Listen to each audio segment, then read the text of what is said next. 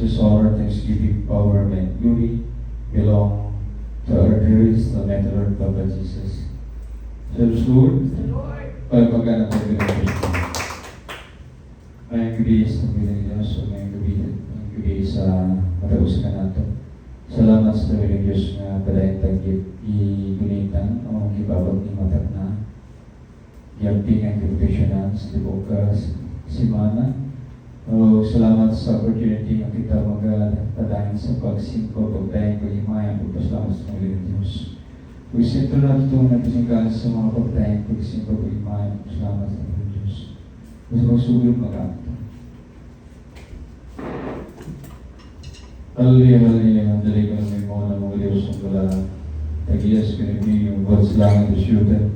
Diyos, yung brown, yung sa Jesus, Diyos, yung faith, pastors, Diyos, yung sign.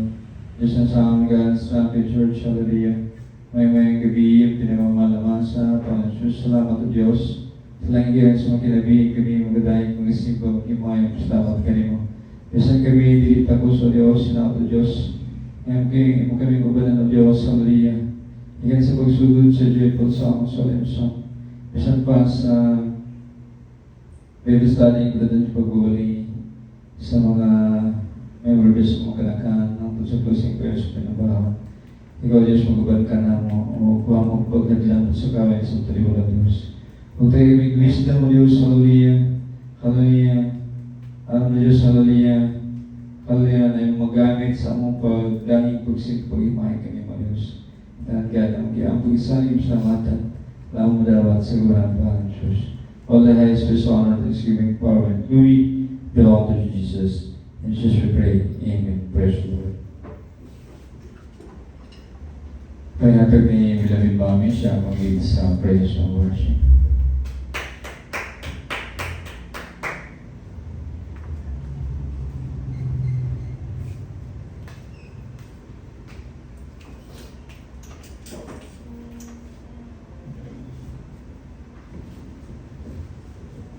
Hallelujah, praise God. Mayang gabi sa tanan at tulay ko ng buhi o tulay ko ng Diyos sa mga joyful o glorious songs. Amen. Praise the Lord. Thank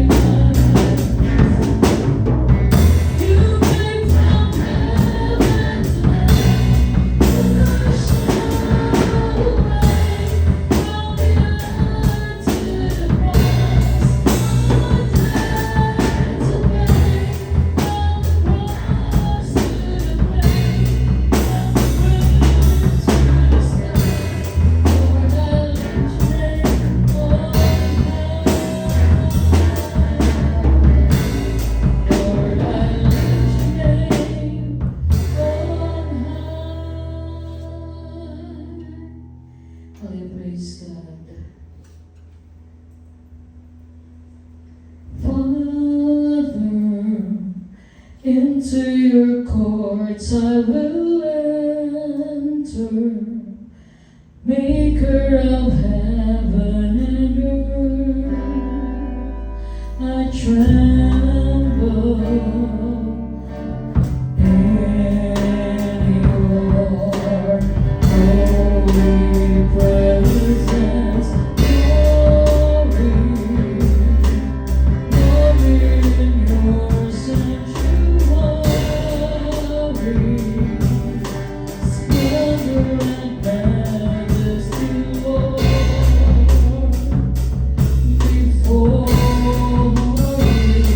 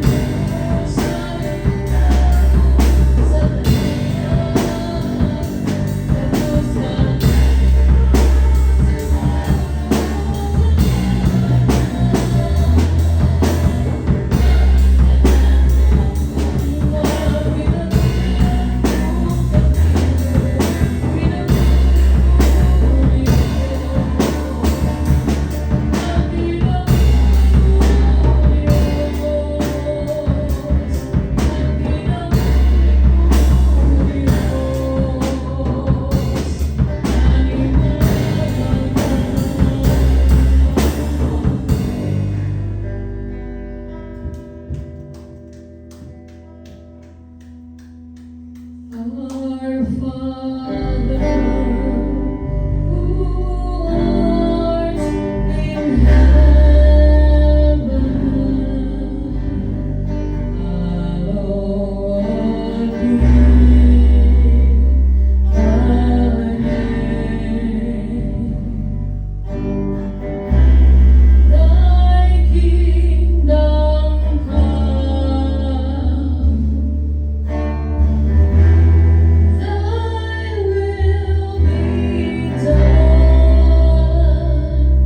on earth as it is in heaven.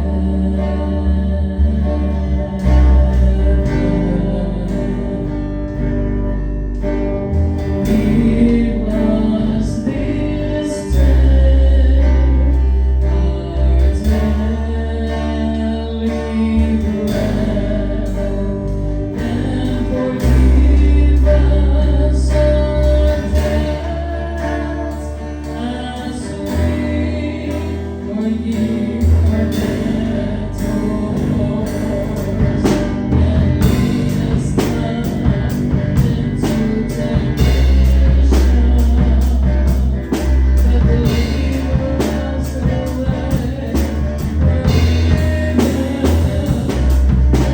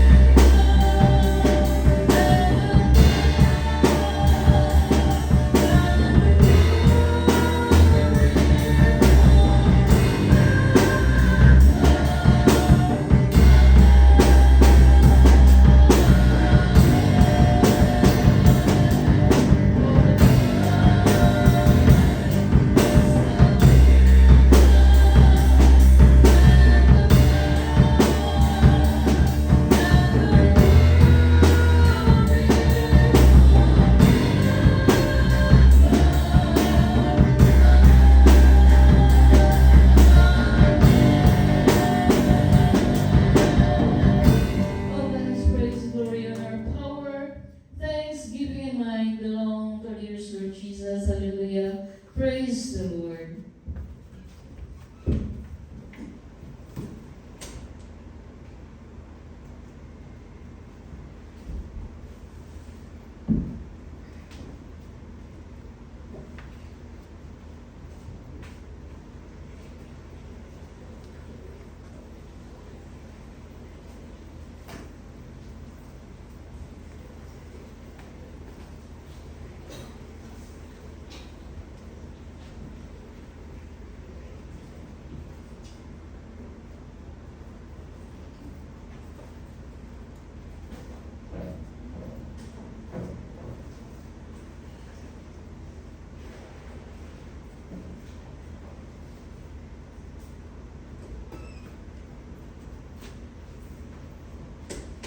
Ang gabi-ibaan dakilang pag-ibig, pagmamahal na pag-atawa, mapagpapalang mula sa ating dakilang Diyos, siya sa atin sa gabi ito ang ngayon.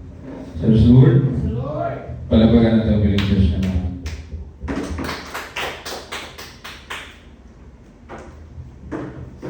Thank you, beloved. Thank you, beloved. Song leader, beloved Mali.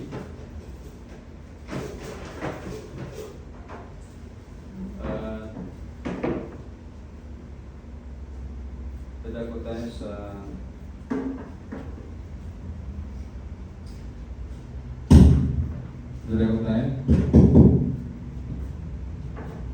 Amen.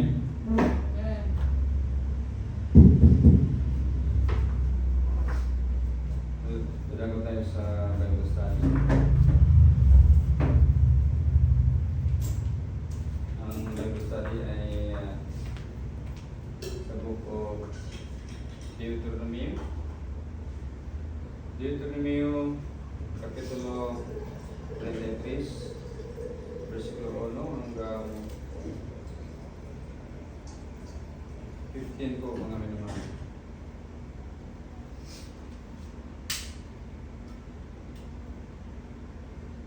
Binasbasan ni Moses ang mga lahi ng Israel.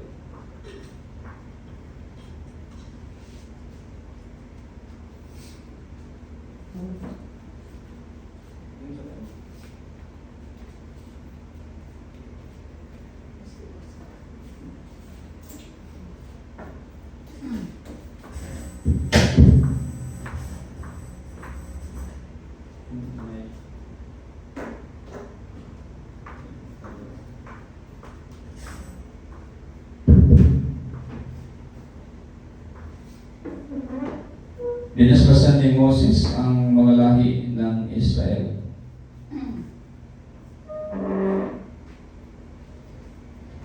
So, ito yung panahon na si Prophet Moses ay matanda na, no? At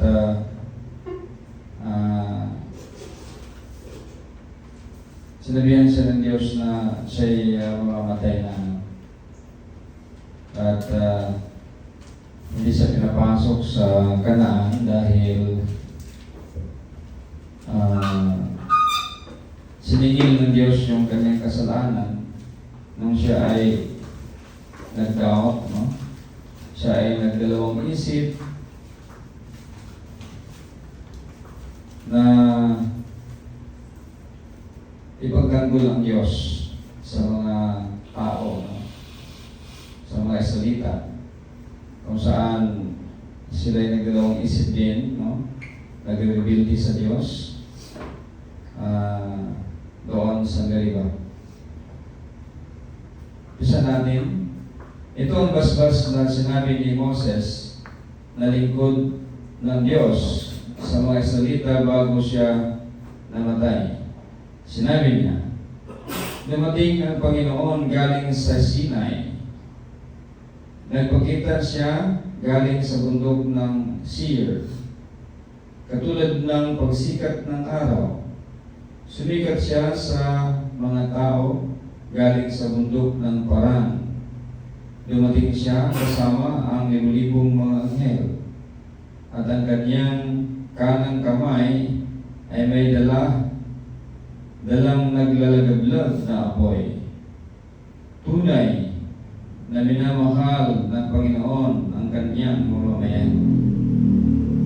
Pinuputiktahan niya ang mga taong kanyang pinili.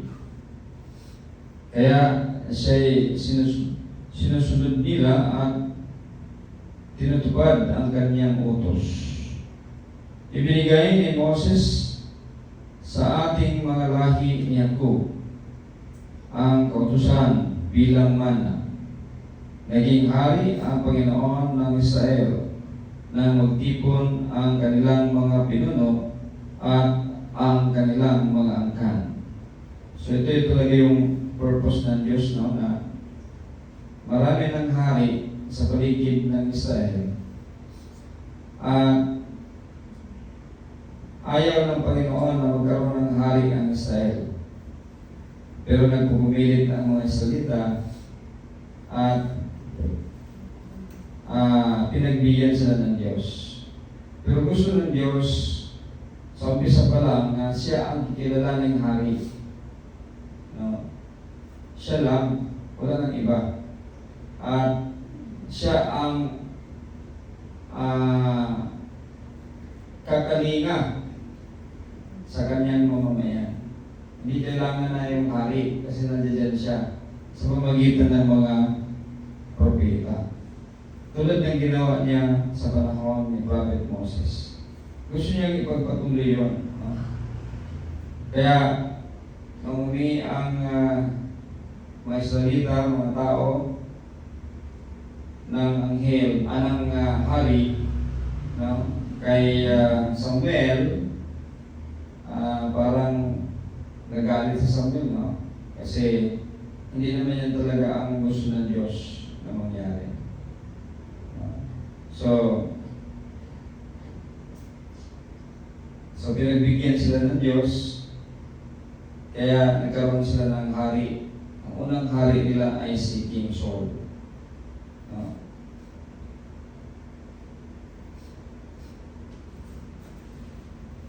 Sinabi ni Moses tungkol sa lahi ni Reuben, sana'y hindi mawala ang mga lahi ni Reuben kahit kakaunti lang sila. Sinabi ni Moses tungkol sa lahi ni Judah, O Panginoon, pakinggan po ninyo ang paghingi ng tulong ng lahi ni Judah. Muli po ninyo silang isama sa ibang mga lahi ng Israel. Kasi nagsiparit ang yung Judah talagang mula pa noon talagang parang ibinukod na ng Diyos. Kaya nga nagkaroon ng dalawang kingdom ng Israel. No? Yung Israelita, hindi nakasama yung Judah, no? Lahi ni Judah, at saka ibang part ng mga lahi ni Benjamin, at saka kanino pang lahi yun? Benjamin, Judah, tatlo yan yung lahi ng iba din ang Levi. Kasi yung mga Levita, pumunta lang yun ng Judah nung nagkaroon ng masamang pinuno na si Jeroboam ba yun? Kaya pumunta sila roon kasi pinapasamba sila ng Diyos-Diyosan. Kaya pumunta sila sa Judah at doon sila nanirahan.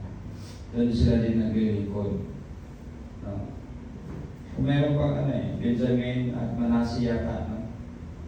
Kasama ng Judah, tribe of Judah. So,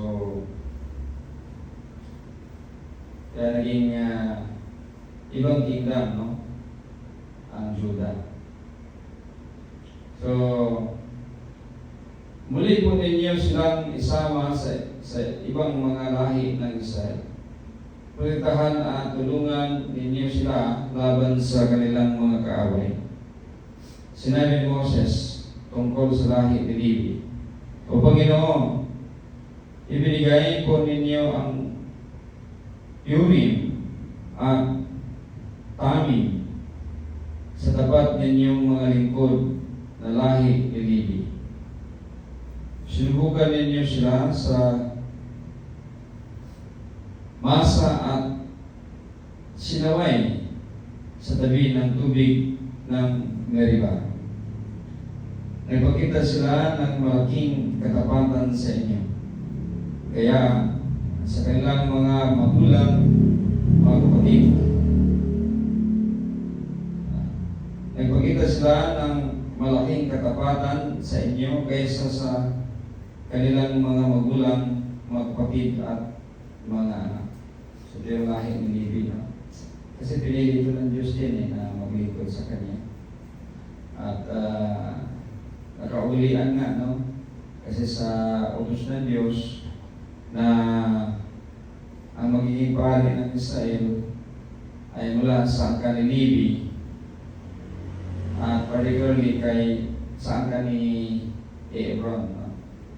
So diyan nag-umpisa na naibukod ng Diyos at isinunod ng mga tao na magkaroon ng pari sa pamilya ni Aaron, no? From Aaron downward, no? Sa kanyang mga descendants. So, pero yung mga Levita na hindi naman sila hinirang na pari, sila yung naglilingkod sa Panginoon araw-araw, no? Nagpupuri sa Panginoon araw-araw, no? Para kahabagan at kaawaan ang buong Israel, no? So,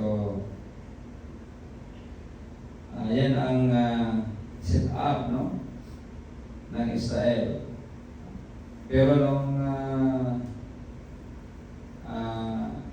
bandang huli, pagdating ni Jesus, before pa ni Jesus, nagkawakat-wakat na ang mga Israelita.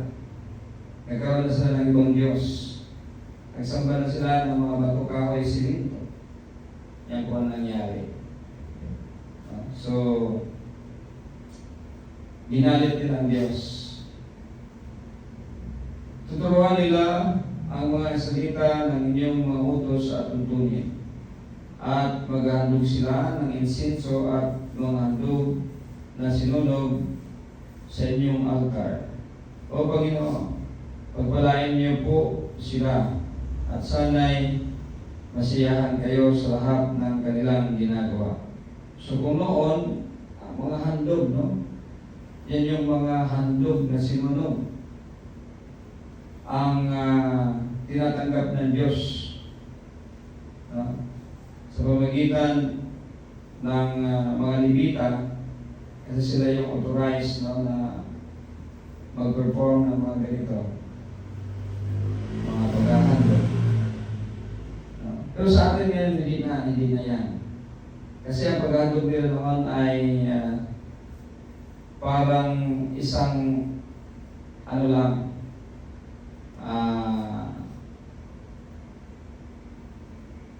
isang rehearsal lang, no, sa darating na paghahandog. Tulad sa ating ginagawa ngayon, ang paghahandog natin ay ang ating sarili na inihandog sa ating dakilang Diyos. Kaya kailangan masunod yung 24 hours na Sabat. Hindi natin magagawa ng isang worship lang kasi 24 hours yan eh. Kaya donate down natin araw-araw, morning, evening, no? Plus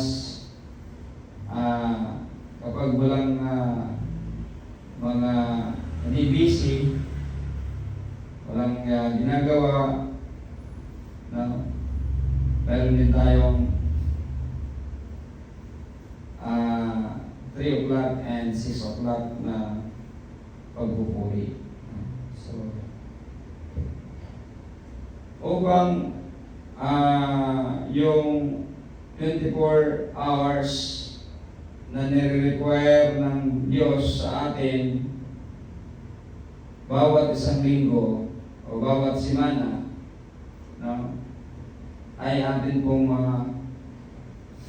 maibigay sa atin dakilang Diyos. Kasi ito yung ating handog sa ngayon. Hindi na yung mga handog na mga turo, baka, kung ano man, kambing. Hindi na po yan ang handog natin ngayon. Ang handog natin ay ang ating mga pagpupuri, pagpasalamat, pagdadakila, pagparangal sa ating dakilang Diyos, araw-araw sa ating kinabuhi. Yan na po yan, no? Ang ating handog. Hindi tulad noon, ang handog ay yung mga ritual na ginagawa nila, yung paghahandog ng mga kambing, no? At iba pa.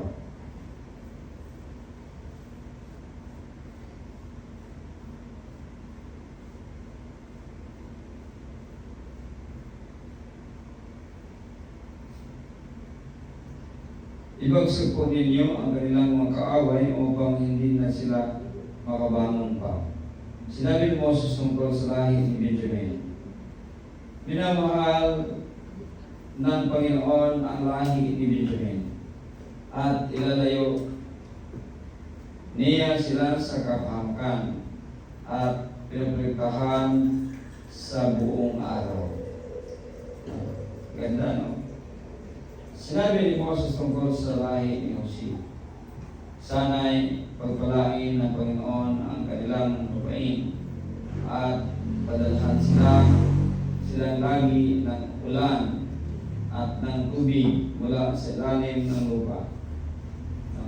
So, diyan kasi kumikilos ang Diyos sa tubig, hangin, lupa, apoy. So, kaya nabubuhay tayo dahil dyan. Pag wala yung apat na elemento, hindi tayo mabubuhay. Kaya yan din yung basihan natin upang tayo ay magpupuri, magdadakilan, magparangal sa ating dakilang Diyos. Kasi tumanggap tayo ng mga biyaya ng ating dakilang Diyos. Yung apat na elemento, no? Na nagbibigay sa atin ng kalakasan. Yan po mga minamahal. So, dyan din kumikilos sa ating dakilang Diyos. Sa tulong ng araw, namumunga sana ng maayos, mamunga sana ng maayos ang kanilang mga pananim at mamunga sa tamang panahon nito. So kaya yung araw, hindi po tayo mabubuhay kapag walang araw. Yan po yung heat, no?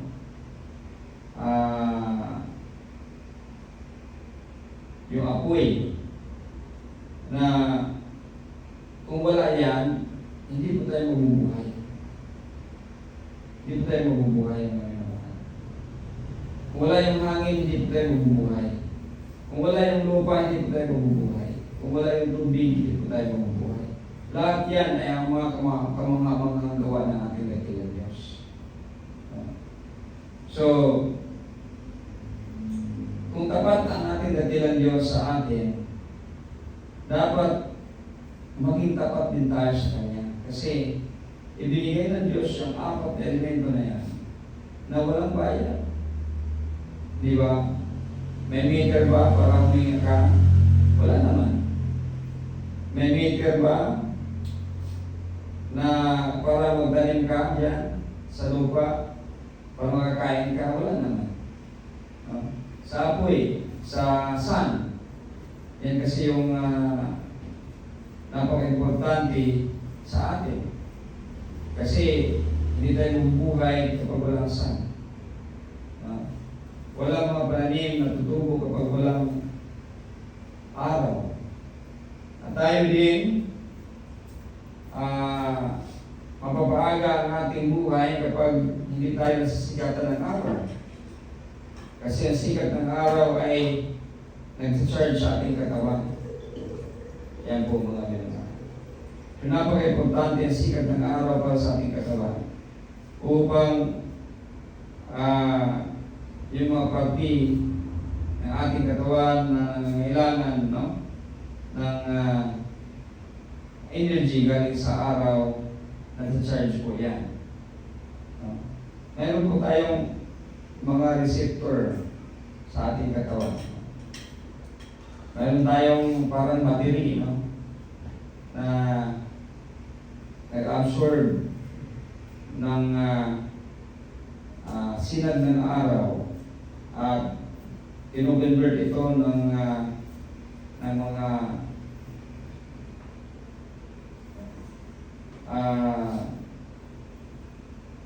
ng enerhiya sa ating katawan. Nag-convert yan. Although sa araw yan galing, pero pagpasok sa ating katawan, mayroon siguro tayong mga small battery, no? Sa ating katawan upang matugunan, no, yung pangangailangan ng ating buong katawan. So napaka-importante po na malaman yan. Marami kasi ang ayaw magpasinag ng araw. Kung kayo ay farmer, kayo ay nakapag-obserba, ang halaman hindi nabubuhay kapag hindi na iinitan ng araw yan. Mayroong mga slip feed, no? Mayroong mga ilan na pwede mabuhay na walang araw, hindi na iinitan. Pero kadalasan, hindi po nabubuhay ang mga tanim kapag walang araw. Yan po mga minamahal. Kasi diyan nga kumikilos sa ating dakilang Diyos sa apat na elemento.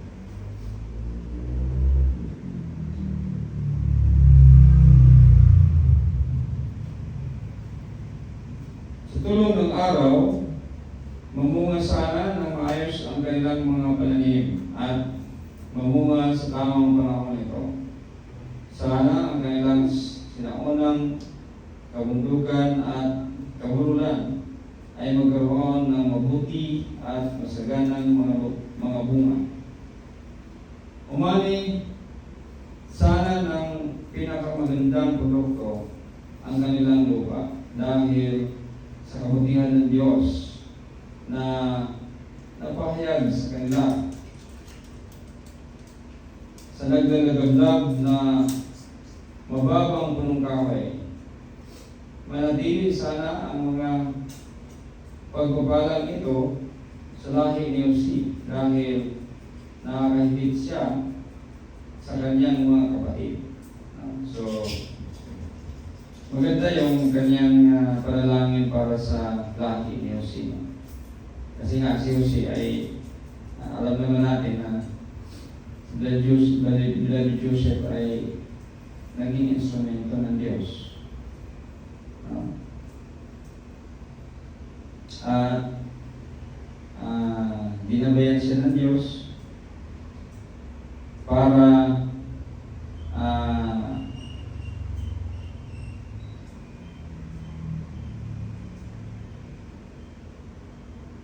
may pakita ng Diyos, no, ang kanyang kapangyarihan. Yan lang naman ang laging dyan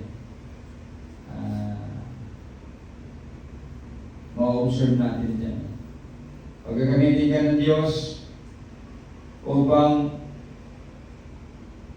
ang purpose niyan upang ikaw ay maging diba, may pataas mo ating dakilang Diyos. Yan.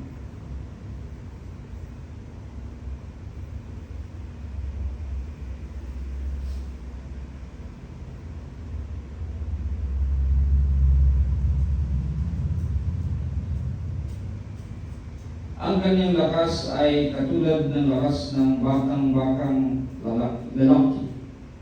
Ang kanyang kapangyarihan ay katulad ng kapangyarihan ng sungay na mailaw na baka. Sa magitan nito, ibabagsak niya ang mga bansa kahit na ang nasa malayo. Ganito ang aking pagpapala sa maraming mamamayan ng Ephraim at Manase. Sinabi ni Moses tungkol sa lahi nila Sibulan at Isakar. Matutuwa ang lahi nila Sibulan at Isakar dahil uunlad sila sa kanilang lugar. So, hanggang dito lang tayo.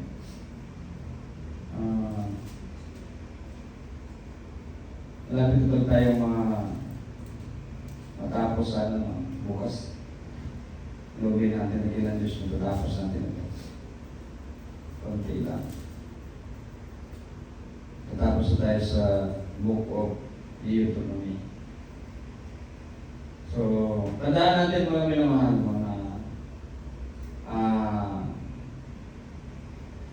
ang Diyos ang pumili sa atin. Ang Diyos ang nagkalinga sa atin tulad ng pagkalinga niya sa mga Israelita. Tandaan po natin yan. Nandyan lagi ang Diyos para sa atin. Kaya sana suklian natin ito ng kabutihan. Purihin natin siya. Pasalamatan. At huwag nating hayaan na tayo ay manghina, tayo ay manlupaypay, kasi i-focus lang natin ang ating isipan sa mga bagay kung saan kung wala yung mga bagay na yan ay hindi tayo mabubuhay. Kung hindi ibigay ng Diyos yan, ay hindi tayo mabubuhay. At yung mga bagay na yan ay nakapaloob sa ating katawan. Kaya tayo ngayon ay nabubuhay. Mayroon tayong lupa, yung ating katawan. Di ba? Mayroon tayong tubig na sa ating katawan. Mayroon din tayong apoy na nagningingas sa ating puso. Yan po mga yan. At ano ba?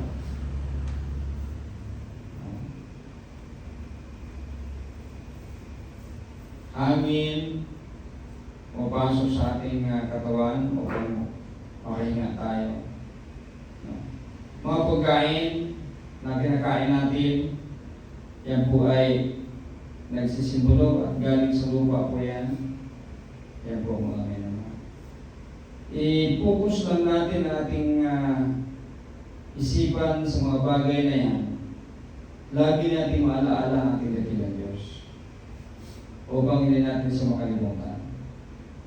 Na kung ikaw ay nakakahinga ngayon, sasabihin mo sa sarili mo, pasalamatan ko aking dakilang Diyos dahil hanggang ngayon, binigyan niya akong pagkakataon upang makahinga. Sa magitan ng hangin ay binigay ng Diyos sa atin na libre. So ito ipupokus lang natin. Itutuon lang natin ang ating puso at isipan dyan. Para lagi tayong maging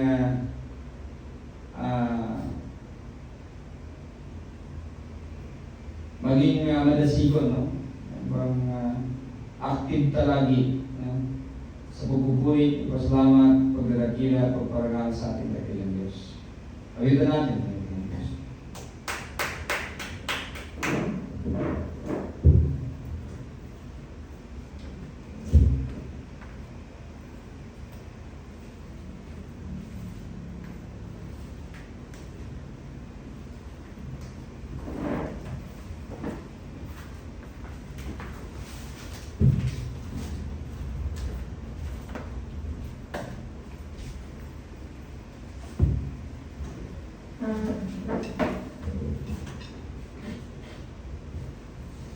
You deserve the glory and the honor.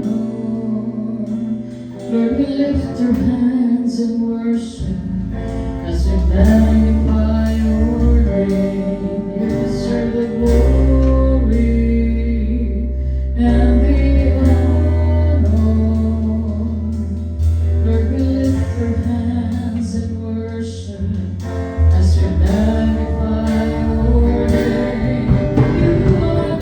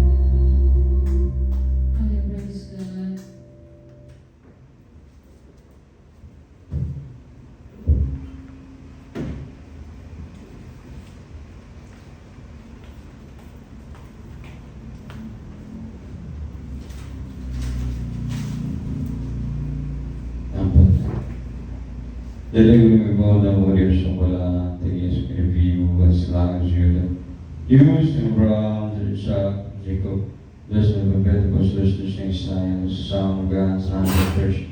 May mayong gabi ang pinagmamalaman sa Diyos. Salamat sa Diyos sa laing ngayon nga kami nagapaminaw sa imong gulaang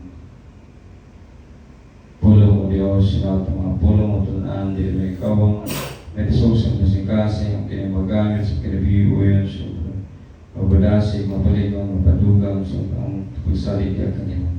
Mga tudukan naman sa pag-igugma kanina puso sa mga to Diyos ang kumit sa pinumbahay, pagkasigay, pagkasipituay, pagpamilya, pag-church, o sa mga taon sa liwag gada ay kapsaki. Sila kami Diyos sa mga kalabasan, sa pulong botro na. Yung magkanawag sa tibok naman na tibok naman kusog, tibok naman sa ikas, tibok naman kalang. Lagaraga mo Diyos sa bahanday ng pasalamatan. Nagkamig chance mag-ilan ka niya, malubahan ka ng pitas. Kami, ligoon na kami, tugang sa atin ka niya. Dahil ikaw Diyos tagpos ng noon, dahil ikaw ayos ng sikapatiyan, masulot sa mga problema sa sikapatiyan, dahil ikaw tubag sa mga pag-aampo Diyos sa Hallelujah. Masa Diyos, dahil ikaw magaban ka na mo, ang tutugma sa mga panimbakon, Inato Diyos nga, bingan mo kami, proteksyonan sa paggabi, sa mga pagkatulog, o ipamatagal sa sinusupong tabi ng layo sa diskas at talagman tulad ng iskitan, ang kami Diyos magabadan sa pagday, pagsimba, paghimaya, pagpasalamat kami. O ganyan ka ng God, ang mag-iamang isalay yung salamatan, lamang dawat sa kamanang pahalan ng Jesus. All the highest praise, honor, thanksgiving, power, and glory belong to Jesus. And Jesus we pray, Amen, praise the Lord.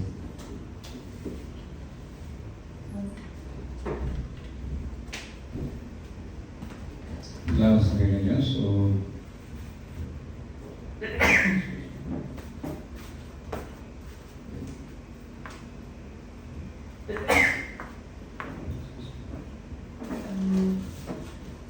dala ko tayo sa pagbibigay ng mga memory verse.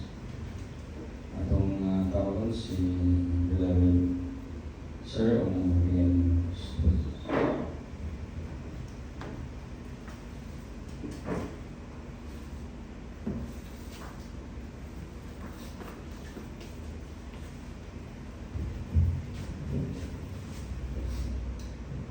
Proverbs 18 verse 10, the Lord is like a strong tower where the righteous can go and be safe.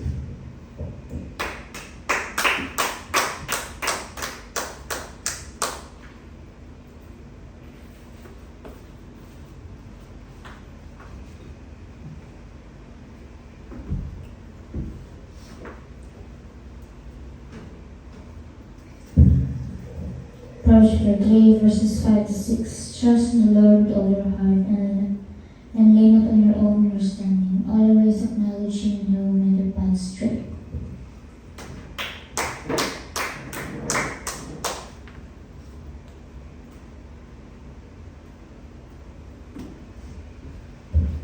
Galatians 5 verse 15. If you bite and devour each other, watch out, or you will be destroyed by each other.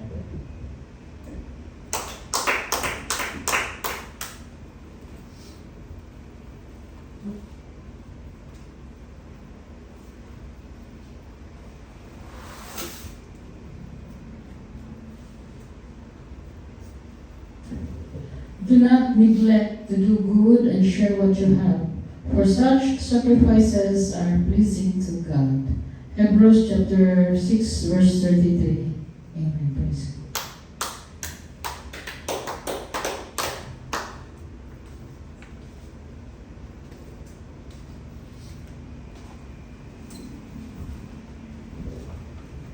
Salvation is found in no one else, for there is no other name under heaven given to mankind by which we must be saved. Jesus' name alone. Acts chapter 4, verse 12. Praise the Lord. Palapagan natin ang Diyos. Kaya salamat sa itong ng Diyos sa pagbabad sa itong panibawaan. Labi na sa kalaugan, ihatag sa panibawaan kawan. Hinawag niya itong ulan ng luluba sa atong pagsimba, pagdahin pag-imaya po sa kaniya. Hinawag niya ulan sa mga pagkatulog sa tibok gabi, ang ipamata sa siya kung tawag na rin sa discussion para magkatutulog kasi dito.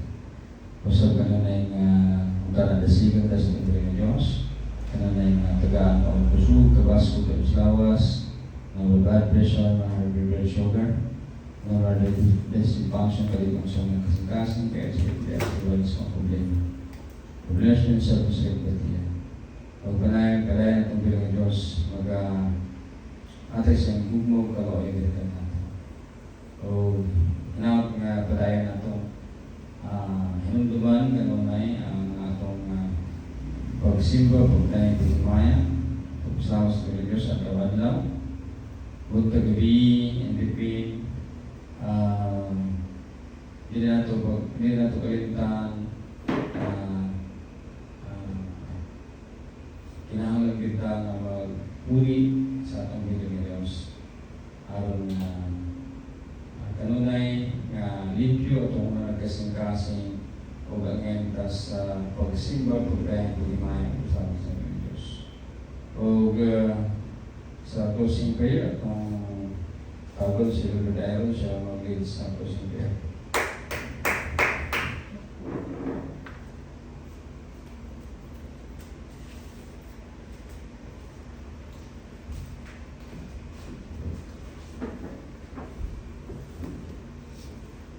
Yes, Lord, verse numbers and sang Governor and Farmer, the Summers, Glory, and Scott.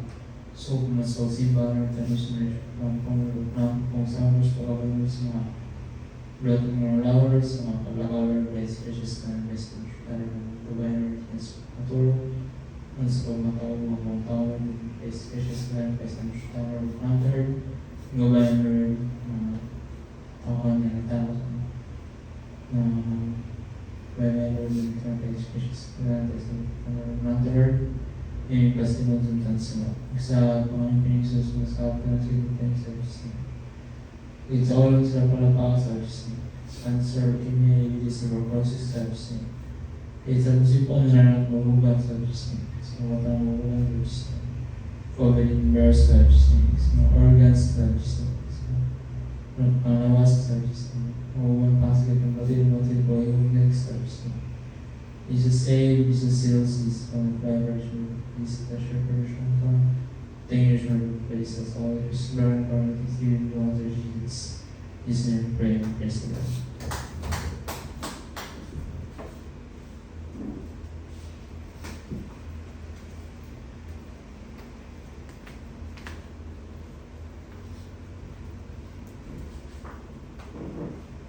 Join times and shout to yourself. Help! Help! Help!